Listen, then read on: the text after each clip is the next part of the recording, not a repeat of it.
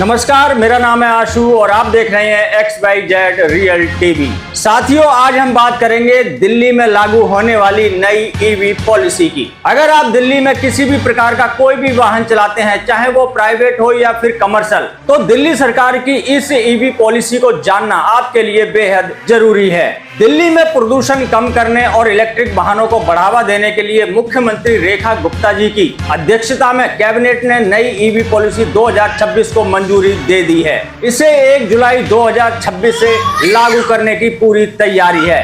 सरकार का लक्ष्य अगले 4 वर्षों में 15,000 करोड़ रुपए का निवेश लाना है और राजधानी दिल्ली में इलेक्ट्रिक मोबिलिटी को तेजी से बढ़ावा देना है। अब बात करते हैं इस पॉलिसी के सबसे बड़े फैसलों की। सबसे पहले 1 अप्रैल 2028 से दिल्ली में नए पेट्रोल और सीएनजी टू व्हीलर का रजिस्ट्रेशन बंद कर दिया जाएगा।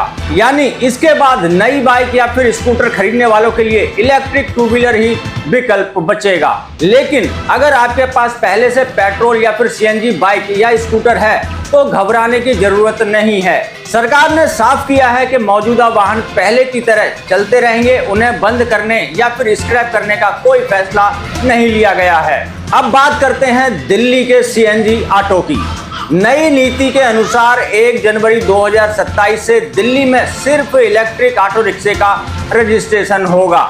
यानी भविष्य में नए ऑटो खरीदने वालों को सिर्फ और सिर्फ इलेक्ट्रिक ऑटो ही लेना होगा। आइए अब जानते हैं कि इस ईवी पॉलिसी में किसे कितनी सब्सिडी मिलेगी। जानकारी के अनुसार नई ईवी पॉलिसी के पहले वर्ष में इलेक्ट्रिक टू व्हीलर खरीदने पर लगभग 30,000 तक की सब्सिडी सरकार देने वाली है। वहीं हम इलेक्ट्रिक 3 व्हीलर खरीदने वालों की बात करें तो उनको 50,000 रुपए तक की सहायता राशि दी जाएगी। इसके अलावा यदि कोई व्यक्ति अपना पुराना BS4 4 पहिया वाहन स्क्रैप कराता है तो उसे सरकार की तरफ से 1 लाख रुपए तक का स्क्रैपिंग इंसेंटिव भी दिया जाएगा। इसके अलावा सरकार ने एक महत्वपूर्ण फैसला और लिया है, वो यह है कि अब हाइब्रिड वाहनों के लिए कोई सब्सिडी या फिर रोड टैक्स में छूट नहीं होगी। पहले वाले ड्राफ्ट में इसका प्रावधान था, लेकिन अंतिम मंजूरी में इसे हटा दिया गया है। सरकार का कहना है कि दिल्ली में वायु प्रदूषण का बड़ा कारण वाहनों से निकलने वाला धुआं है। इसलिए सरकार इलेक्ट्रिक वाहनों की संख्या को बढ़ाना चाहती है और दिल्ली में प्रदूषण कम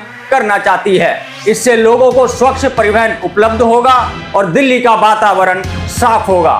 तो इस नई ईवी पॉलिसी की सबसे बड़ी बातें ये हैं, 1 जुलाई 2026 से नई नीति लागू हो जाएगी और 1 जनवरी 2027 से नए इलेक्ट्रिक ऑटो का रजिस्ट्रेशन शुरू हो जाएगा।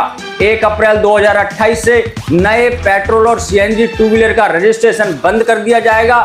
इलेक्ट्रिक वाहनों पर 30,000 रुपए से लेकर 50,000 रुपए और 4 पहिया वाहनों के लिए 1 लाख रुपए सब्सिडी सरकार देने जा रही है। इसके अलावा सरकार ने यह भी साफ कर दिया है कि अब तक रजिस्टर्ड पेट्रोल और सीएनजी के वाहन पहले के ही तरह चलते रहेंगे, उन पर किसी भी प्रकार की कोई पाबंदी नहीं होगी।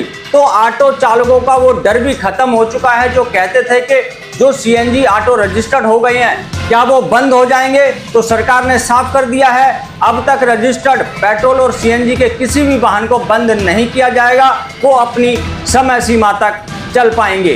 तो साथियों, ये थी ईवी पॉलिसी के बारे में मेरी पूरी जानकारी जो मैंने आपको दी। आशा करता हूं कि ईवी पॉलिसी आप पूरी तरीके से समझ गए होंगे। अगर किसी प्रकार का सवाल हो तो मुझे कमेंट में जरूर लिखना, मैं उसका जवाब जरूर दूंगा। और इस वीडियो करूंगा साथियों यहीं पे समाप्त, मिलेंगे फिर नई जानकारी के साथ। तब तक के लिए जय हिंद, जय भारत।